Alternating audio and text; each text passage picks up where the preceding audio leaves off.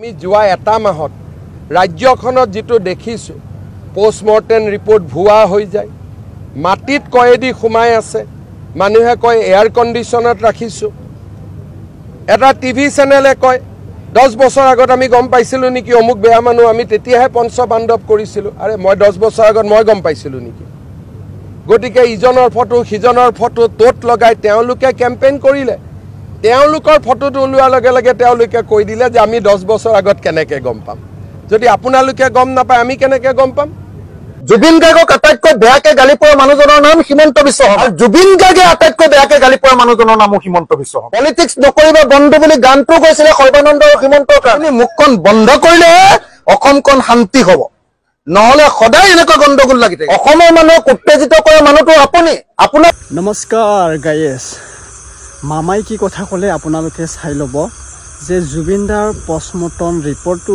Leak হৈ যায় কোনোবাই লিক কৰে বা কিবা কৰে সেইটো লৈ আমাৰ অসমৰ মুখ্যমন্ত্ৰী হেমন্ত বিশ্ব শৰ্মা ডাঙৰীয়াই এটা কথা ক'লে নিউজৰ ভিতৰত আপোনালোকে চাই ল'ব ভিডিঅ'টো আৰু আমাৰ সন্মানীয় অখিল গগৈ খুৰাই কি কথা ক'লে আপোনালোকে চাই ল'ব চেম কানৰ লগত জড়িত হৈ থকা মানুহজনে হ'ল হেমন্ত বিশ্ব শৰ্মা ডাঙৰীয়া এনেকুৱা এটা ক'লে অখিল গগৈ ডাঙৰীয়াই আপোনালোকে চাই ল'ব কিয় ন্যায় দিব পৰা নাই আজি এমাহ হৈ গ'ল এমাহৰ বেছি হ'ব দিনটো তথাপিও ন্যায় পোৱা নাই গৰিমা গাৰ্গ চাইকিয়া বৌৱে চিঞৰি ন্যায় বিচাৰি আছে ফেচবুকলৈ আজি হেছটেগ মাৰি জাষ্টিছ ফৰ জুবিন গাৰ্গ 2 মিলিয়নৰ কাষত গ'ল কিন্তু এতিয়াও ন্যায় পোৱা নাই কিয় বাৰু ইমান দিন লাগেনে ন্যায় পাবলৈ জুবিনদাৰ ন্যায় পাবলৈ ইমান দিন লাগিবনে এনেকুৱা বহুত মানুহ চিঞৰি আছে আৰু ন্যায় বিচাৰি বহুত মানুহ গ্ৰেফতাৰ হ'ব লগা হ'ল যেনেকৈ আমাৰ ভিক্টৰ ডাঙৰীয়াই আৰু দিলীপ আছিলে দিলীপ দাদা আপোনালোকে চাই ল'ব এতিয়া নিউজত কি ক'লে বাৰু মানে ৰিপৰ্ট জুবিনদাৰ পোষ্টমৰ্টমৰ ৰিপৰ্ট লিক কৰা মানুহক অলৰেডি এৰেষ্ট কৰিলে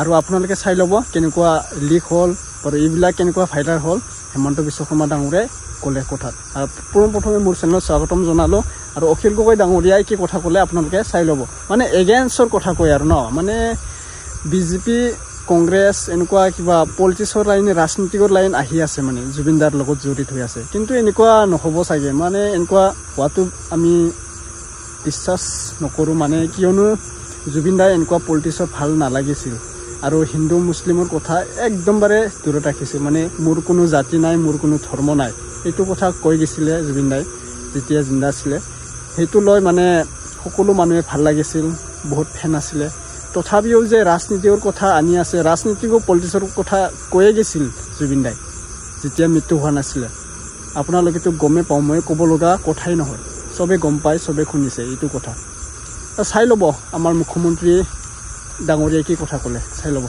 আমি যোৱা এটা মাহত ৰাজ্যখনত যেটো দেখিছো পোষ্টমৰ্টেম ৰিপৰ্ট ভুৱা হৈ যায় মাটিত কয়েদি সোমাই আছে মানুহে কয় এয়াৰ কণ্ডিশনত ৰাখিছো এটা টিভি চেনেলে কয় 10 বছৰ আগত আমি গম পাইছিলো নেকি অমুক বেয়া মানুহ আমি তেতিয়াহে পঞ্চপাণ্ডৱ কৰিছিলো আৰে মই 10 বছৰ আগত মই গম পাইছিলো নেকি গটিকে ইজনৰ ফটো হিজনৰ ফটো তোত লগাই তেওঁলোকে কেম্পেইন কৰিলে তেওঁলোকৰ ফটোটো ওলোৱাৰ লগে লগে তেওঁলোকে কৈ দিলে যে আমি 10 বছৰ আগত কেনেকে গম পাম যদি আপোনালোকে গম নাপায় আমি কেনেকে গম পাম তাৰ মানে অসমখন যোৱা এক মাহত আমি কমপ্লিট নেতিবাচক এটা মাইণ্ডছেট লৈছো কোনবাই মাত্ৰ ক'বহে লাগে যে জেলত এয়াৰ কণ্ডিশ্যন এইটো জেলত এয়াৰ কণ্ডিশ্যন হ'ব পাৰে নেকি কিন্তু মানুহে বিশ্বাস কৰিলে কাৰণ মানুহৰ মাইণ্ডটো সাধাৰণ মানুহৰ মাইণ্ডটো নিগেটিভ কৰি দিয়া হৈছিল বোলে পোষ্টমৰ্টেম ৰিপৰ্ট কোনেও ৰিপৰ্টটোত চোৱাই নাই যে তাত চহীটোও নাই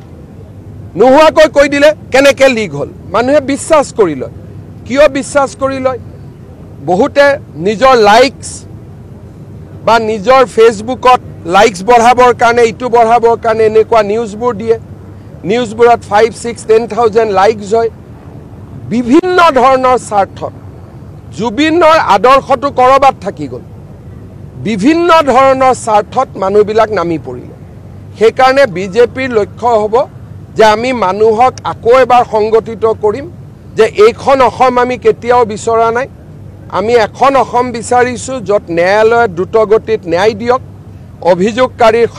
অভিযুক্তৰ শাস্তি হওক, লগত অসমৰ উত্তৰ পুৰুষৰ বাবে যাতে জুবিনৰ আদৰ্শক আমি জীয়াই ৰাখিব পাৰোঁ। জুবিন গাৰ্গক আটাইতকৈ বেয়াকে গালি পৰা মানুহজনৰ নাম হিমন্ত বিশ্ব শৰ্মা। আৰু জুবিন গাৰ্গে আটাইতকৈ বেয়াকে গালি পৰা মানুহজনৰ নামো হিমন্ত বিশ্ব শৰ্মা। পলিটিক্স নকৰিবা বন্ধু বুলি গানটো কৈছিলে সৰ্বানন্দ আৰু হিমন্তৰ কাৰণে। মুখখন বন্ধ কৰিলে অসমখন শান্তি হ'ব, নহলে সদায় এনেকুৱা গণ্ডগোল লাগি থাকে। অসমৰ মানুহক উত্তেজিত কৰা মানুহটো আপুনি।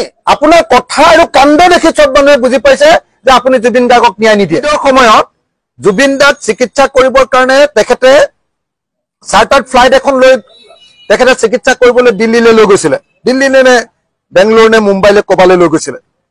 তেখেতে এতিয়া সেইটোকে সদায় ঢোল পিটি থাকে। জুবিন গাৰ্গক ভাল পোৱাৰ কাৰণে এটাই ঢোল পিটি থাকে বোলে মই চাৰ্টাৰ্ড ফ্লাইটত লৈ গৈছিলো, চাৰ্টাৰ্ড ফ্লাইটত লৈ গৈছিলো। তোমাৰ ব্যক্তিগত টকাৰে লৈ গৈছিলা নেকি?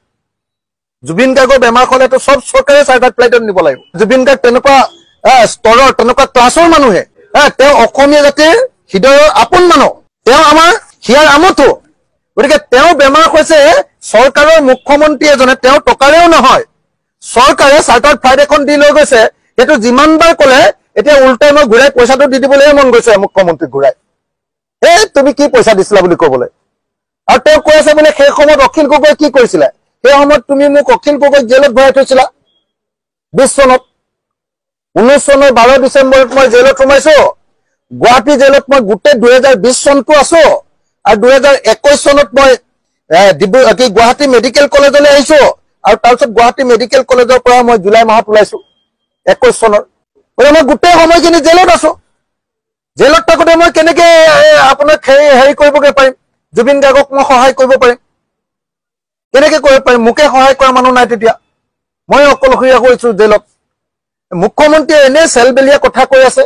আৰু আটাইতকৈ ডাঙৰ অসমৰ সমস্যাটো হ'ল এই অসমৰ মুখ্যমন্ত্ৰীজন। এই মানুহটোৰ মুখখন যিদিনালৈকে নিচিলাব নহয় সেইদিনালৈকে অসমত গণ্ডগোল লাগি থাকিব। মই ভাবো যে এই মুহূৰ্তত অসমৰ মানুহে কৰিবলগীয়া আটাইতকৈ ডাঙৰ কামটো হ'ল অসমৰ মুখ্যমন্ত্ৰী হিমন্ত বিশ্ব শৰ্মাৰ মুখখন বৰ বেজী বুলি কওঁ আমি গাঁৱলীয়া মানুহে, বৰ বেজীৰে চিলাই দিব লাগিব। মানুহটোৱে ফেক ফেকাই চেৰাবলীয়াৰ নিচিনা কথা কৈ গোটেই পৰিস্থিতিটো বেয়া কৰি আছে। মই সেইকাৰণে বাৰম্বাৰ কৈছো যে মুখ্যমন্ত্ৰী ডাঙৰীয়া, পৰিস্থিতি বেয়া কৰা মানুহটো আপুনি, অসমৰ মানুহক উত্তেজিত কৰা মানুহটো আপুনি। আপুনি ডাইলগ বিলাক দি নথকা হলে অসমৰ মানুহে নেভাবিলেহেঁতেন যে জুবিন গাৰ্গৰ ন্যায় আমি নাপাম বুলি নেভাবিলেহেঁতেন। আপোনাৰ কথা আৰু কাণ্ড দেখি চব মানুহে বুজি পাইছে যে আপুনি জুবিন গাৰ্গক ন্যায় নিদিয়ে। আপুনিহে জুবিন গাৰ্গক আটাইতকৈ বেছিকে গালি পাৰিছিলে অসমত, হয়নে নহয় কওক? কা আন্দোলনৰ সময়ত আটাইতকৈ বেছিকে গালি পৰা মানুহজন অসমৰ, জুবিন গাৰ্গক আটাইতকৈ বেয়াকে গালি পৰা মানুহজনৰ নাম হিমন্ত বিশ্ব শৰ্মা। আৰু জুবিন গাৰ্গে আটাইতকৈ বেয়াকে গালি পৰা মানুহজনৰ নামো হিমন্ত বিশ্ব শৰ্মা। কি বুলি কৈছিলে বাৰু আপোনালোকৰ মনত আছে নে নাই? চবৰে নিশ্চয় অসমৰ মানুহৰ মনত আছে। কি বুলি কৈছিলে? বিজেপিটো এইটো কি পাৰ্টি বুলি কৈছিলে? বটলা পাৰ্টি। আৰু কৈছিলে যে তোমালোকৰ পলিটিক্স বন্ধ কৰি দিম। কাক কৈছিলে? হিমন্ত বিশ্ব আৰু সৰ্বানন্দ। পলিটিক্স নকৰিবা বন্ধু বুলি গানটো কৈছিলে সৰ্বানন্দ আৰু হিমন্তৰ কাৰণে। আৰু এইটো বটলা পাৰ্টি, বিজেপি বটলা পাৰ্টি, ইয়াক ভোট নিদিব। এই পাৰ্টিটো মই একেবাৰে বন্ধ কৰি দিম এনেকে বুলি কৈছিলে কাক? হিমন্ত বিশ্বৰ ওপৰত খং কৰি সেই জুবিন দাই কৈছিলে। গতিকে জুবিন দাকো অসমত আটাইতকৈ বেয়াকে কৈ থোৱা মানুহটো হিমন্ত বিশ্ব শৰ্মা।